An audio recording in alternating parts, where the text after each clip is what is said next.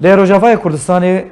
کریار و توان PKK و جوان شورشگریم به سر و لدیجی گلی کردو به تایبت جالکوان و سیاستمداران بردوامن هری داویجی جوانکی کرد به بیت تو گناه و تومت به تنش برکو پسمامکی وی جالکوانه لباجار کوبانی هاتا رواندن و بتوندی هاتا اشکنجه دان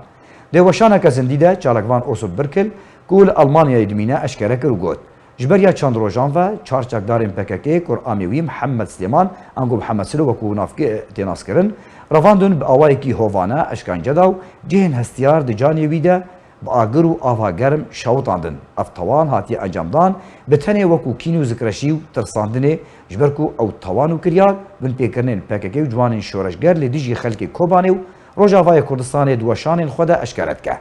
دگوری برکلکو قرآمی وی محمد نها نخوشخانه عمل یا کوبانی دیو تندرستی ها ویجی دمترسی دیه هر وهاری و بریا پیده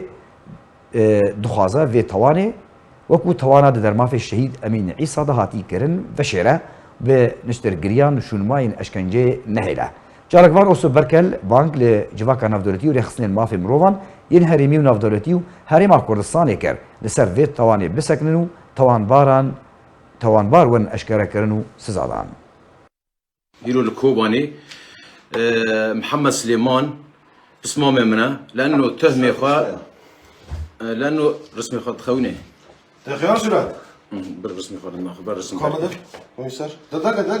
لانه تهمي خا باسمه منه وش بركلجي يك جبهه كرديه اي هانا كددي PKK شوردكي قزارتي وان جماري وان دردخينه بنه تشل باسمه وش بركل كرنا فاجي حر يكي PKK نقد كيرا وجبهارا كردي را به تایبت دبیجم و مسیر خدانی و گیشکیا وابه و ویا مسیر خدانی و گیشکیا به بنه چه کار ویرا کرنه محمد سلیمان پسمام منه لکوبانیه کهربجیه وایسانا کهربجیه لوه در که آپوجیا او گرد کره حبسه بری هفتاکی به انو اوس برکل در کفه سر تلویزیونا شورید که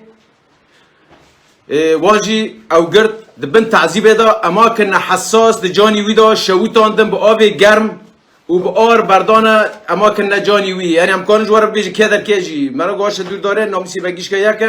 نف نگی وی بعربی دوی اعضاء تناسلیه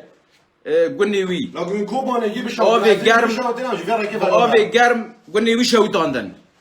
گونی وی با آب گرم شویتاندن پیراج آر بردانه گونی وی شویتاندن ها دمشق عمل الجراحي دا دبن عناية